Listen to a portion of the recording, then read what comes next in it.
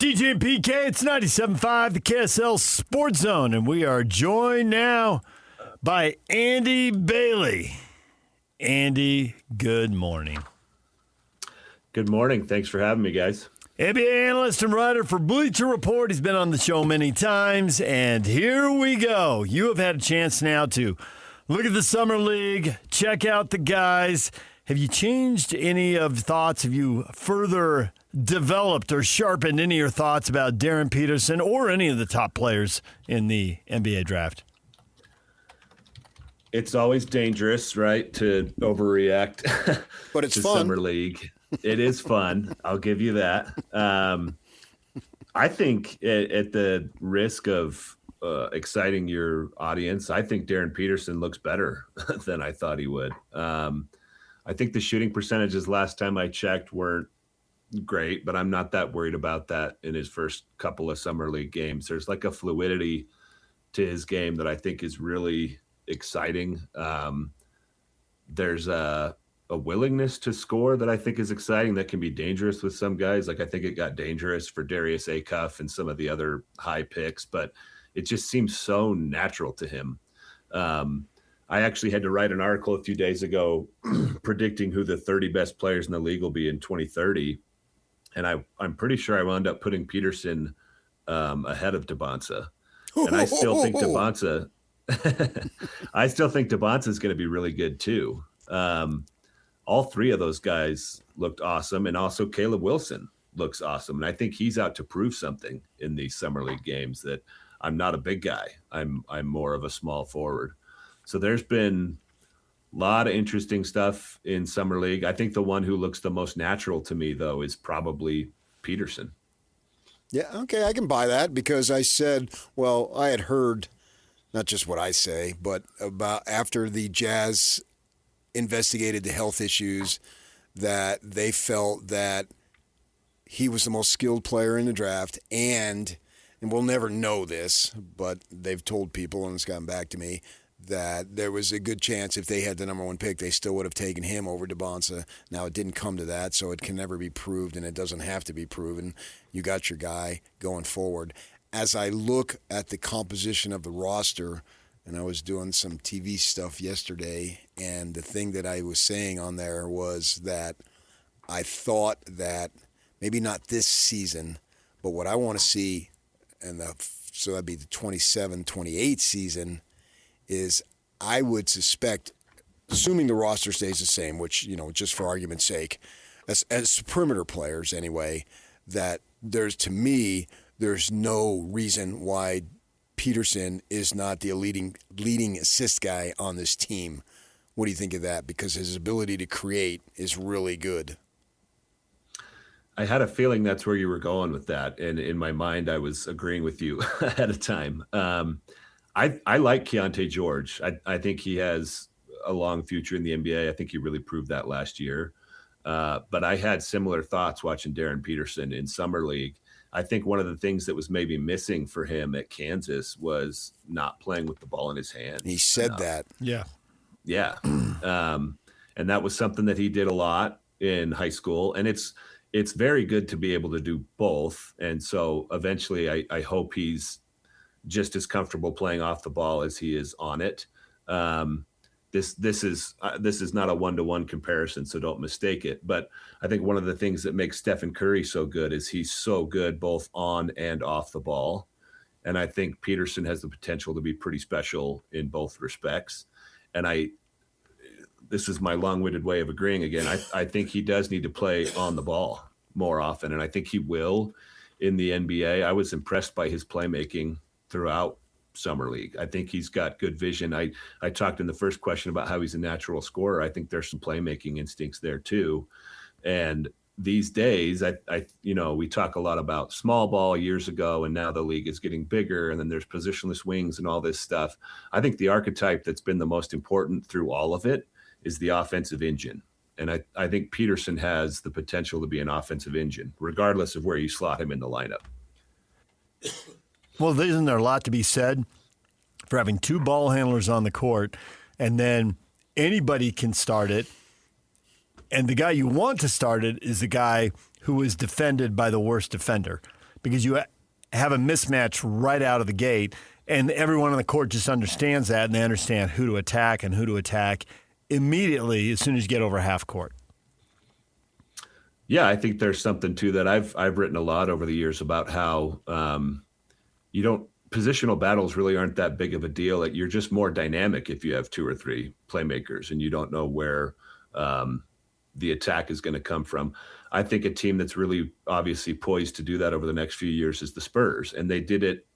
I think they kept the brakes on that a little bit throughout the playoffs. Like, I think Castle, Fox, and Harper can all play together, and for some reason they were afraid to play that card.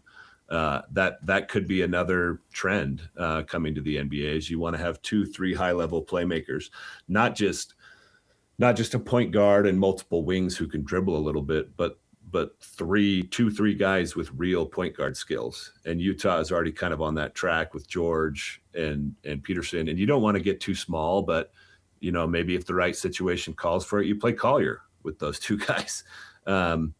The cool thing about the Jazz roster is I think they're kind of setting themselves up to play either small or big. I think they're going to start big in most games. That's just kind of what the roster lends itself to. But they've, over the last couple of years, given themselves a lot more lineup flexibility. Several years back when the Jazz lost Hayward, they drafted Mitchell, and then right from the start, they gave Mitchell the ball.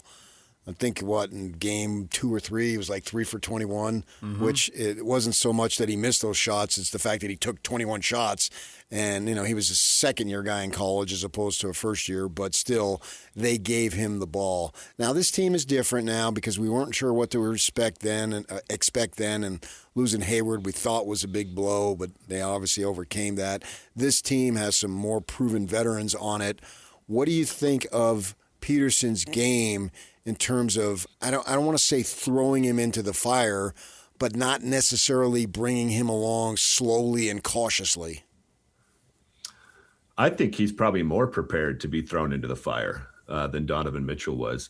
My recollection of that draft cycle is that he was largely hyped up as a defensive guy, and he was taken outside the top 10, right? I mean, you guys probably remember this better than I do. It was outside the top 10. Yeah, 13. Right. So people were excited about him, but I don't think anybody expected right after draft night, like, this guy's going to have the ball in his hands right away. And obviously that worked out. I mean, he quickly became one of the best guards in the NBA. And I would say that part of that has to do with them putting the ball in his hands. And I think they'll be similarly aggressive with Peterson. Like you said, there are some vets that are going to need some touches. One of the nice things about the guy who's been their best player over the last few years, Lauri Markkanen, is he is one of the most fascinating players in the NBA to me, in that he gets touches, but he never wastes touches. For years, I would look up points per dribble, points per touch. He was always very, very high on that list, meaning he didn't dribble the ball a lot and he didn't hold the ball a lot relative to his shot attempts. So even though he's kind of a high volume scorer, I don't think he takes a lot of playmaking opportunities away from Peterson. I think he makes his life easier in a lot of ways. I think Triple J could be similar to that. You may have to sort through some, a little bit of a balancing test with Keontae George and Ace Bailey, but I wouldn't be surprised if within the first month or two, the hierarchy is kind of established and everybody realizes Peterson's the guy. And maybe that's a tough pill to swallow for George and Bailey. But I like the way that you compared it to Mitchell, because I do think there could be a similar runway there. And Peterson's probably more ready for it than Mitchell was. So then the question becomes, can everybody's ego handle that? And does everybody realize this isn't a Luka Doncic situation where I assume right now, let's just assume it's not a Luka Doncic situation where you get the ball 100% of the time. The advantage, you get it most of the time, but you're always matchup hunting, and you got to learn to do that. And so instead of initiating the offense, 60% of the time, you initiated 25% of the time. I mean, he's not going to play every minute of every game. Nobody plays every game. Guys may be limited to 30 minutes instead of 35 or 36, part of load management. So there'll still be possessions for other people, but you won't have the ego of walking into the locker room thinking, I'm the man. Like, well, you're a man you're the man some of the time. Yeah. I think the way you phrased that was perfect, because as I was laying out that last answer, I thought maybe it will be tough for Bailey and George. But really the only guy who plays that heliocentric ball anymore off the top of my head is Luka Doncic. Like, nobody else gets that license, and I don't think Peterson will. And I think Will Hardy's a smart enough coach to be able to get everybody enough touches, enough shots. Hopefully within a couple months, those other guys realize, shoot, my life is easier with Darryn Peterson doing this. One thing that really impressed me about Ace Bailey last year is I think there was some question about whether or not he'd be able to accept a lesser role than what he anticipated going into college.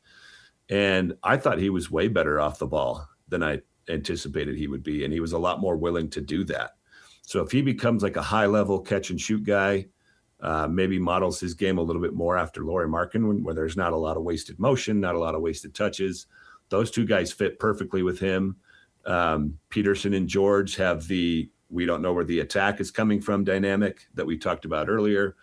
And then you kind of sort out the center minutes. I know a lot of people are worried about Jaren Jackson playing the 5 because he can get kind of bullied on the boards, but I think they're just so fast and versatile if they go Jackson and Markkanen at the 4-5. They'll probably start with Nurkic, I would assume. But again, they just have so much lineup versatility now that they didn't a couple years ago. How big of a blow do you think it is to not have Kessler? I think it's a real blow. I think they're pretty well set up to absorb it. I wrote a lot in the lead up to his deal with the Lakers before we knew that's where he was going to go. I just kind of assumed he was going to be on the Jazz. I assumed they would match whatever he got. Like, it wouldn't be too big of a deal. And they would just have a ton of depth in the front court. But I always had this little caveat as I was writing about the Jazz that they have a lot of bigs. Like, I still kind of like Kyle Filipowski. I think he can play real meaningful NBA minutes, and they have enough guys that can play 3-4 or 4-5. I think if you wanted to get real creative, you might even be able to throw Ace Bailey at the 4 for some minutes. So I think they have the depth to absorb that blow. I think it would have been nice to have Walker Kessler. He improves your depth. He improves your rim protection, your rebounding. I think he's a pretty good finisher, but they can absorb it. And at the price that LA was offering, I don't know how Utah could have said no to that deal. To get multiple unprotected first-round picks for him, I think was a coup. I think they'll survive his loss, and they're a lot better off in the long term for it, just because of LA was willing to pay like a superstar package for this guy. Yeah, and those reports that were coming out that Kessler's people were saying, hey, we got mid to high 30s. And I mean, the Jazz just can't afford that in the long run. So it sets them up better in the long run, even if they're short-term pain. Because in the long run, the math wasn't going to work if he was legitimately going to get mid to high 30s. Now, he didn't, but maybe that's because it was a sign and trade. And maybe that he lost a little leverage there. Yeah, and I think that's going to be a consideration that every team has to make going forward. And I think we're seeing a little bit of the squeeze this offseason. Over the next 4 or 5 years, I think it's going to be a lot more rare to have multiple. I mean, Kessler wasn't in this range, but even having 2 max guys, which was kind of the norm for a long time, may not be possible anymore. I kind of like that. There's so much about the second apron that I don't like. There's so much about having what is basically a hard cap that I don't like. But I do kind of wish that talent was spread a little bit better across a roster than it has been over the last few years. Yeah, the way it's been, such top-heavy talent, and then what do you got underneath it? That's where I thought if they did decide to keep Kessler, maybe they could have made some moves, because they do have, we'll see how it is, these guys, these young guys that they drafted, they've each shown something to a good degree. And you mentioned Collier, and you also have Filipowski, sensible. Cody Williams, I'm not too sure about him yet, which, going into your third year yet, you can't keep using that word. But right. I think that salary-wise, they may have some stuff at the end of that salary scale that could help their team. And the thought for you, you've seen these guys, the ones that I just mentioned. what types of roles do you see for them? Because they may be called upon individually or collectively. Yeah, I think everybody you just mentioned is going to play, including Cody Williams.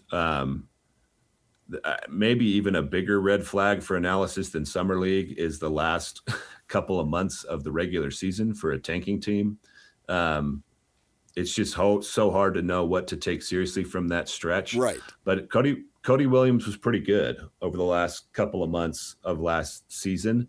Now, he looked really bad in Summer League a couple times. Yes. Just in the last few weeks. So it's really hard to know what to make of him. But I still think there's a chance he's a good 15 to 20 minute rotation wing. And if that's all he is, fine. Given what is on the rest of the roster, I actually don't think that's a bad result. Right, I agree. I think he was another guy that was taken around 9 or 10, if I recall correctly. Yeah. So there you go. Yeah, that's not a terrible outcome. I think Collier is more ready to help right now than Williams is. I think he's a good playmaker. And I think Filipowski's a solid big man who brings some skills to the table that some of the other guys don't. So I think all the guys you mentioned are probably going to play. This is a team suddenly it's so funny because for years they were toiling in not even mediocrity for the years after they traded Gobert and Mitchell. And this summer, even after losing Kessler, I feel relatively confident that this is going to be a good competitive team. In the West, I don't know if that means much higher than the play-in, but I think they're going to be in the mix for at least a play-in spot. Yeah, Andy, you started to reference this earlier, and I want you to expand on it a little bit about their ability to play big and play small.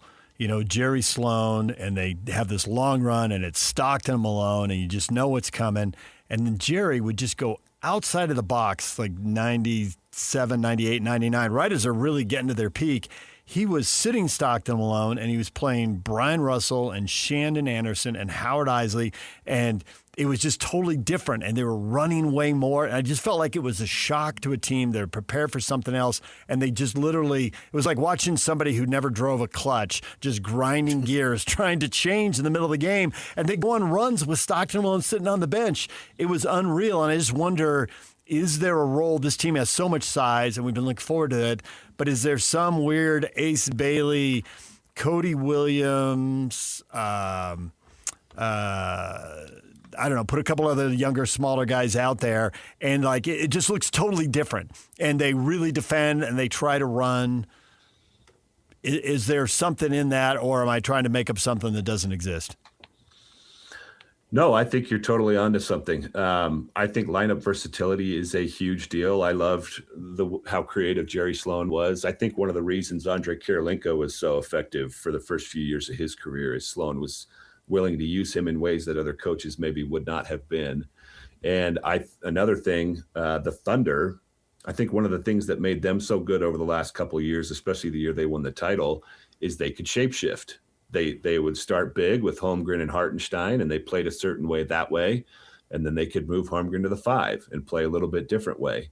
And I think Utah has that flexibility now. I think they'll probably start with Markkanen at the 3, which is unique in its own way because he's huge for a 3. And that front line with him and Jackson and Nurkic is going to be kind of a punishing front line. But like I said earlier, I think they could probably go Markkanen at the 5 and Ace Bailey at the 4. And you fill out the lineup from there. Like Peterson would be in that lineup. Collier, George. That's super small. And you probably get beat up defensively and on the boards, but you could also run a track meet with that group. And you're not going to play at extended minutes. But if you get the right matchup, you can run for 5 or 10 minutes between the first and second quarters, and you kind of change the complexion of the game. And the other thing that's nice about flexibility, there's always been this sort of balancing test, like, do we do our thing or do we react to what the opposition is doing? But to at least have the option to react is good. Like if you're going to play a team with big bruising bigs, well, shoot, we can play more of our big bruising bigs. If you're going to play a team that's faster, we can play faster. So it's just nice to have the optionality, and I do think Utah has it, even with the loss of Kessler. I think they're very versatile and deep at several positions. How much sleep are you losing over the anguish of trying to figure out when and where LeBron is going to make his decision and where he's going, because it's just keeping me on pins and needles here. Well, I got to say none at this point. It was pretty fascinating in the early part of the offseason when I was doing a lot of stuff for Bleacher Report, reacting to a lot of different news. And I do think it's kind of mind-blowing. I think LeBron turns 42 in December, and I would say he was still a top 25 player in the league last season, and he's still like the make or break element for multiple teams off seasons. Like I think Denver's out of the running now, but them not getting him makes their offseason very underwhelming. If the Cavaliers don't get him, their offseason is very underwhelming. If the Warriors don't get him, their offseason is bad. So it is fascinating that he still commands this much attention and he's still going to be an impact player. But I think what makes it less exciting than the previous ones, obviously, other than just age, with the natural effects of that, whatever team he goes to, I think everybody's still going to be looking up at the Spurs and the Thunder. Those two teams look like juggernauts now and in the foreseeable future. And with apologies to the Knicks, like they could still very much be in the mix when we get to the end. I don't think LeBron is going to drastically change the title picture. And so that's changing the way people are looking at this. I would prefer to see him go to Cleveland or to Philadelphia. I don't find Golden State and Miami nearly as compelling. Am I up in the night? Am I missing something? What do you think? I like Cleveland. I think it's the coolest story. A lot of people are like, well, he already had his storybook ending in Cleveland, and if he goes back there and doesn't win, it ruins it. I don't think that's true. I think it's kind of fun for him to finish up at home. Miami is interesting from a pure talent and fit perspective, but the lack of shooting between him, Bam, and Giannis would be a big concern. Golden State, I actually do think is a cool story, but not a basketball threat. I just think they're too old. And the best basketball fit is Minnesota, but that seems like the most far-fetched. Like he's really going to go finish his career in Minnesota. That's just really hard to imagine, with apologies to the people of Minnesota. They're fine people. Yeah. One of my best friends lives in Minnesota. Yeah, I gotta clear myself there. I think Cleveland is the best. Like if you combine story and basketball fit, I would go Cleveland. And I think Cleveland would have, I wouldn't say a great shot at a title, but they'd have an outside shot. Andy, we'll leave it right there for now. Thanks for joining us. We will talk to you again. Enjoy 6 or 8 weeks of no NBA breaking news and a chance to relax and put your feet up and not be on alert, checking your phone at all times. Outside of LeBron, yeah. You got one more. One more thing. Maybe he'll wait till like January or something. It's probably half season. Thanks, Andy. All right, thanks, guys. All right, DJ and PK, it's 97.5 KSL Sports Zone. Coming up next, we'll get you up to everything you missed in this show, including the stuff that's happening right now as the show goes along. We'll update you on the Open Championship. Rory McIlroy out on the course. Stay with us. Next. Turn it up. Let's go. It's a new era for sports radio in Utah. This is the all-new KSL Sports Zone. As always, DJ and PK kick off your mornings from 6 to 10. Then introducing the newest addition to the KSL Sports Zone. The coach, Tim Lacombe, joins Scotty G every day from 10 to 2. And as you wrap up your day, Jake Scott and Ben Anderson are there with the best sports talk in Utah from 2 to 6. Live and local, all day, every day. Your home for the best sports radio in Utah is live, on air, online, and on the KSL Sports app. This is 97.5, the KSL Sports Zone. Daniel Brown, Sung J M, starting out with 466s. They're all done. They're just so far north. They play forever. There are guys who are already done. There are guys who are just getting started. It goes on and on. They can play till like 1:30 today. Got another 4 hours of golf. Because that'll be like 9:30 there, right? Mm-hmm. Thomas Dietrich, Robert McIntyre, Francisco Molinari, Alex Smalley, Bryson DeChambeau, all in a group at 67, one back. And Scotty Scheffler's in the group at 68, two back. So all in the mix, long way to go. You took Colin Morikawa, didn't you? Did I? He's out there on the course. He's 2 under through 6, so that's one of the guys you can watch now more. Well, I mean, I kind of hope I don't win because I think it's unfair for you guys. No, you don't. impossible to deal with on a good day. That's a fact. It's just all grist from the mill. He says that's a fact. Well, I mean, I just want to agree with you. I'm being agreeable. Okay, I am brutally handsome. Brutally handsome. You're so handsome you hurt people. Ow, PK! Yeah. Stop being so handsome. You're hurting people. You notice you didn't agree with that. That cracked me up. I'm That was grossly hilarious. underpaid. I agree Fact. with PK. Thank you, Yak. You're rarely that helpful. I'm surprised that all morning we haven't discussed the ESPYs. Why? Sports awards? So? You don't watch the ESPYs? I did not watch the ESPYs. Is anything stupider, more stupid than the ESPYs? Savannah Bananas opened the 2026 ESPYs, one of the worst performances you'll ever see. Well, I'm glad I missed it. What do you mean? ESPY Awards slam for opening with cornball Savannah Bananas. Oh, like it's supposed to be legitimate? I don't know. They apparently did some musical number that had people up in arms. Oh, they did? Yeah, I saw the reaction on social media. Well, I love it when people are up in arms. I spend most of my time there. Mike Tyson awarded Shohei Ohtani the ESPY for best single game performance. So Shohei, Was he there? Was he there? I don't see him No, there. and Okay. there's also a clip, I can probably pull it, of Mike like announcing and said, oh, he's not here today. And then you hear Mike, well, he's a guy. It's a really random. Mike Tyson told me to be somewhere. I'd be there. Yeah, well, I think, yeah. I used to see him in Vegas. He was always hanging out there. That's where he's most of the time, yeah. Mean-looking dude. And he had the fighting ability to back it up. Yeah, and he's crazy and mean. That would a combo.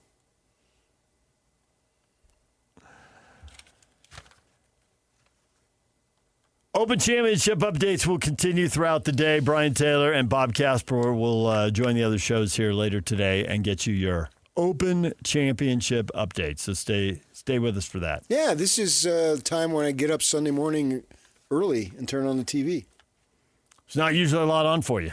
Occasional NFL Europe game? I'll watch that, but I won't make it a point Right. to get up early. But for the final round of the Open, or even the third round, you get up Saturday? Not as much. Yeah. Saturday, it's usually get up, go to the gym, mow the lawn, blah, blah, blah. So I'll check the tournament later in the Saturday day, late morning. But Sunday morning, it's like, yeah, I'll at the latest 8:00, probably even 7:30. I'll have it on, and then usually just watch it all the way through. And it ends a little earlier than the first couple rounds.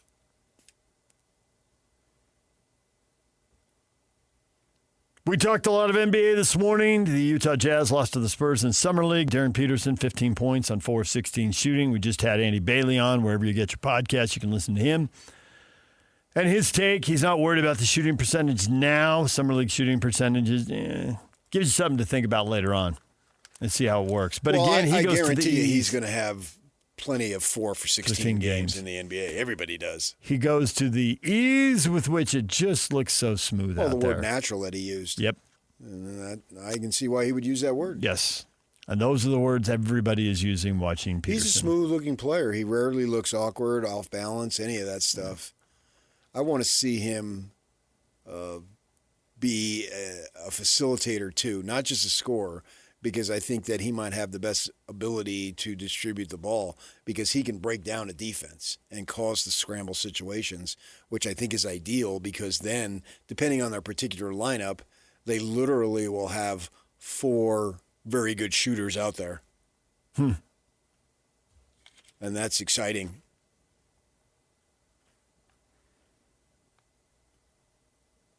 Listen wherever you get your podcast. KSLSports.com. Go to YouTube. Andy Bailey weighing in on the NBA and the Utah Jazz. Baseball resumes tonight. Mets and Phillies, 5 o'clock on ESPN. The Astros with a trade. Lance McCullers Jr. and Colton Gordon, a couple of pitchers, a righty and a lefty, to the Brewers in exchange for Cecil Fielder's grandson, Prince Fielder's kid, Jaden Fielder, outfielder, DH prospect. How many players have had grandsons make the big leagues? The Now, in the Boone case family. of the fielder, you're also having your son and Yeah, grandson. the Boone family is famous for that. Daniel? Daniel was the first to make the bigs back in the 1800s. After, defended that the, raccoon hat? Yeah, after he defended the Alamo, he ended up playing. Yeah. Wait, no, I don't think there's much going on after the Alamo, given the way that He played for the Colt 45s? Oh, sure. Wasn't that the Astros before the Astros? Yeah, they were the Colt 45. when they were playing outdoors and Yeah. yeah. I know Carl Yastrzemski's grandson. Mike Right, but that skipped a generation. It Wasn't did. 3 generations Yeah. in a row. Yeah. Bob Boone, who is a descendant of the American pioneer Daniel Boone, according to Wikipedia. I know that. You did not know I did that. too. I know my Bob Boone, catcher for the Angels and Phillies. Bob and his wife Susan had 3 kids. 2 of whom, Aaron and Brett, played in the majors. And now, What a loser on the other one. and now Brett's son Jake Boone is an infielder in the Washington Nationals minor league system. So Al Leiter's got his son, and I think his brother has got his son. I think Jack Leiter's a pitcher. So the 2 Leiters. Yeah, Jack was at Vanderbilt, if I recall. Yeah, he was a star. Yeah. Kid out. I think he went to the same high school in North Jersey as Volpe, the starting shortstop for the Yankees, although I think they've been bouncing around the second base. Al Leiter's a Jersey guy all the way in that Toms River area where they've had good teams that have played in the Little League World Series. Todd Frazier, another guy. But, yeah, that'd be really cool to have your son, the dad, son, and grandson all in the big. Well, he hasn't made the big leagues yet, so. All right, so according to a quick Google search, there are 7 3-generation families in Major League Baseball history. Those be the Bells, the Boones, the Colemans, the Cruzes, the Hairstons, Kessingers, and Schofield. So, Huh. they've I had didn't know there were 3 generations of Kessingers. They've had That's surprising. grandfathers, fathers, and son, and obviously the fielders would join that if and when Jaden makes the jump. There it is. Yeah, I knew about the 2 generation with Kessinger. Mm-hmm. Oh, I should point out the Schofield. It's Jason Worth. Now he obviously he's from the Schofield family. His grandfather and father were Schofields. He is Jason Worth, obviously the Phillies. Yeah. He Yeah. recently retired. So that one's Schofield. Yeah, you don't / have to have Worth. the same name. Could be mom, dad, so forth, whatever it might be. Yeah. Those families that had brothers, like there were 3 DiMaggio brothers and there were 3 Alou brothers, but there was never another generation. I think you'd have multiple chances of getting the multiple generations. What are you talking about? Well, I see what you're saying. So the DiMaggio kids or the none of DiMaggio those- grandkids. Gotcha. Right. Okay. And you'd have Yeah. 3 chances, right? Well, you're tripling your odds. See? Depending on how many kids they have or how many boys they have, even more. I mean, we do see that where we see the kids are really good athletes, but they go into their own sport, Ken Griffey Jr. with Trey Griffey, because that's the thing is the Griffeys could have been The part of Griffeys this, had 2. but Yeah, Trey, his his son was a receiver for the U of A At because U of I A. saw him Yeah. down there taking pictures. correct. Yeah. Yeah. So his sons went after football. Yeah. What are Ken Norton Jr.'s kids doing? I mean, because obviously his athleticism, dad was a big-time boxer, and then you got a big-time linebacker. I think they're into cooking. What's wrong with cooking? Nothing. Why'd you go? You're the way one you who made said it it. an issue, not The me. way you said it. No. All I said is, I think they're into cooking. That's all I said. You could be into cooking and still be a high-level athlete. Athletes got to eat, too. I agree. You're the one who took it as it was outrageous, not me. I agree. Say it simply, innocently. That's the thing. And most of the stuff I say is innocent, taken wrong. That's funny. We did this thing Front Row. They're starting it. YouTube Front Row with our TV guys and Stevenson Sylvester. I call him Sly because I think that's what everybody calls him. And so I substituted because Sam Farnsworth is on vacation, and we had to do a thing on if you did a Netflix on you, what would it be? And I said, well, me, I think that they need to do it to explain and show how tender I am. And I told the story of my hairdresser's friend asking her, is he as arrogant in real life as he is on the radio? And she said, of course, knowing her, she said, no, he's worse.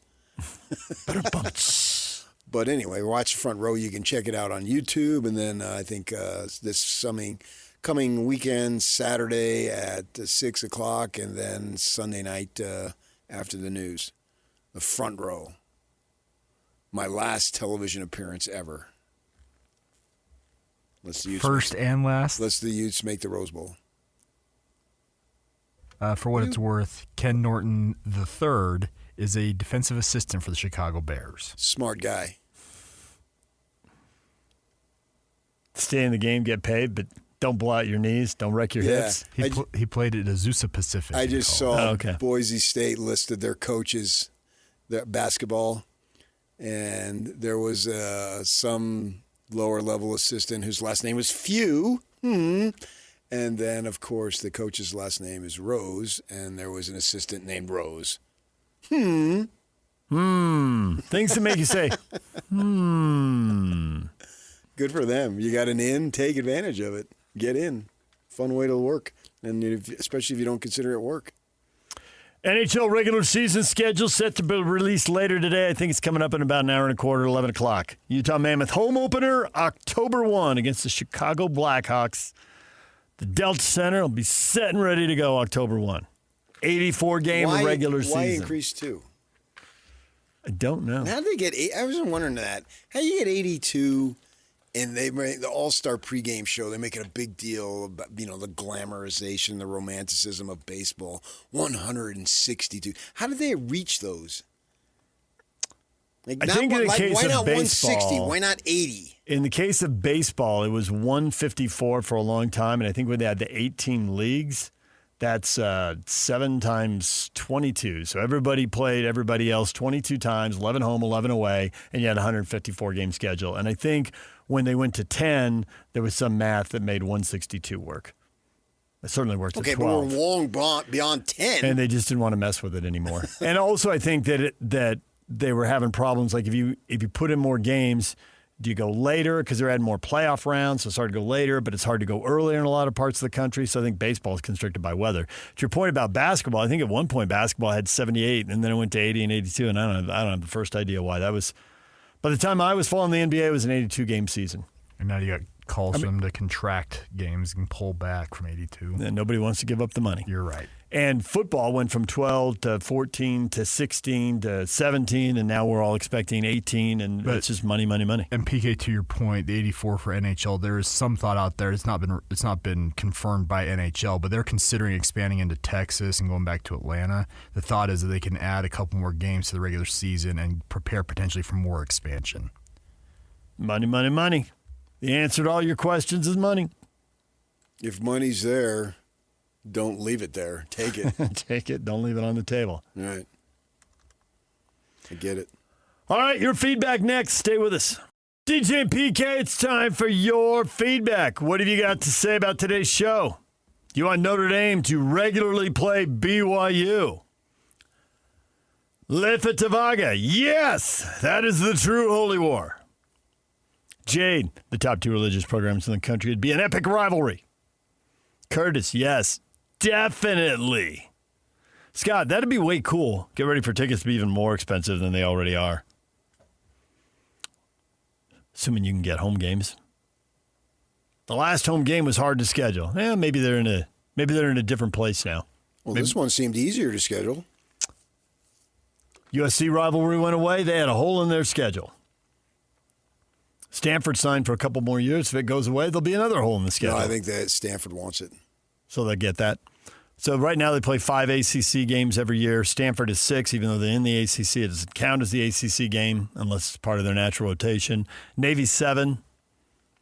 Then what?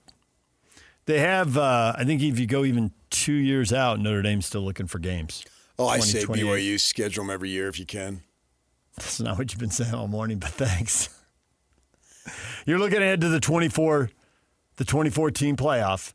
I think at that point, they'll have enough strength of schedule to be top 3, top 4 in the league and get in.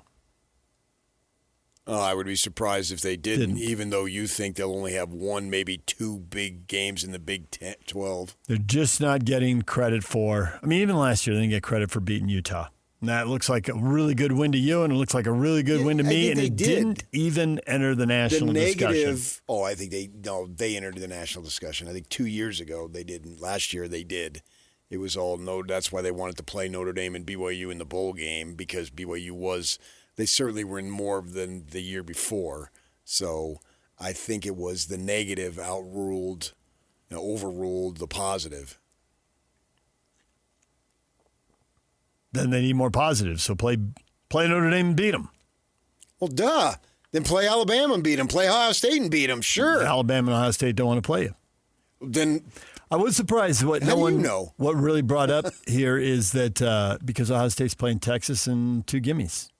Maybe they can get Ohio State out this year. But Ohio State's lined up teams like that. Okay, but it's much higher profile. Ohio State like teams. There's nobody like Ohio State. They're available. If Utah could play Michigan twice and actually more than that, pretty sure BYU can too. Ohio State, to their credit, home and home with Texas, followed by a home and home with Alabama, followed by a home and home with Georgia. Okay. Good work. And then take us to 2032, 34, 36. Life goes on. After that, they could. That's it. BYU could go get them. Get them for the early to mid-2030s. That's what I'm talking about. You can't live in the past. I'm in the future. I'm already in the 2030s. Right, but you told me there's no way Ohio State would do it because they have Texas on their schedule. No. And Texas and Alabama and Georgia.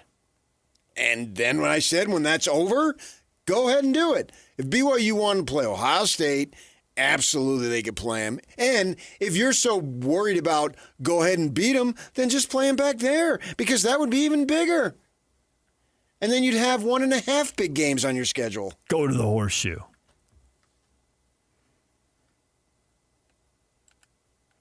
The other question out before the people today, LeBron James. What should he do? Should star players like LeBron retire as a great player or play past their prime? If I was a star player, I'd want to go out on top. That everyone's going to say that. Yeah. Well, he's not going out on top. If I was a star player, I'd like to go out as a loser. Who's going to say that? Rick, I think it's time for him to hang it up. I'd be okay if he hung it up. Yeah, and what is he playing for? He's made it into his 40s. He's got multiple titles, $1 gazillion, the scoring record. I mean, if he wants the attention, just do podcasting and go to Jay-Z's concerts and dance your heart out. And I mean, he certainly likes the spotlight, and so be it. Sam says his ego is as big as the Great Salt Lake. Well, at least the old Great Salt Lake. But that's shrinking. That's it, yeah. I don't think his ego is shrinking. Well, the old GSL. Everything gets more pronounced the less time you have to do it, whatever it is. Like I'm down to my final few shows on radio, and I'm valuing each and every one of them. Oh, just when you thought you were done with TV, they pulled you back in that statement. That's okay. What'd you say, Huck? There's one falsehood in that statement, but that's okay. That I don't value them? I absolutely do. No. But you're down to your we know few. you value it. Well, relatively speaking, if I've done 1,000, I'm probably not going to do 1,000 more. You got to put everything in context. I didn't even bother saying what Yak said, even though I thought it, because I knew that was your answer. I've been more enjoying the fact that Mr. My TV career is over went down and taped the TV segment yesterday. YouTube. Because it's also going to TV, as you well know. Right, but they told me it was YouTube. I mean, you went to YouTube immediately because you taped it on a Wednesday, but on Saturday and Sunday it's going to be on TV. Right, because there's not a lot of sports going on right now. If it were in October, I don't know that it would be on there. That's what they explained to me, and I'm fine with it either way. I don't care. Believe it will be on TV in October. Well, then it would be way outdated. We taped it yesterday. Why are you going to play it in October? I've had this discussion as recently as last night. What were you doing last night? Nobody can win with you. This is awesome. Yeah, it was good to see you, TV boy, back on TV. I was talking to one of your bosses. And one of my bosses. You're talking to one of my bosses behind my back. What'd you do? Have a personal barbecue at your house and not invite me? No. I had to fill in for Sam, who was on vacation. That's what I did. I'm aware because the boss told me. To which I thought, his TV career's over. I knew it. Oh. And I told you at the time I knew your TV career wasn't over. I am Thank you. ultimately nothing but the vacation fill-in. Nice. You can put that on my tombstone. Woe is me, He was Patrick nothing Kinnan. more than a vacation fill-in. Put it on your mausoleum. All right, coming up next, Scotty G, the coach, Tim LaCombe. Stay with us.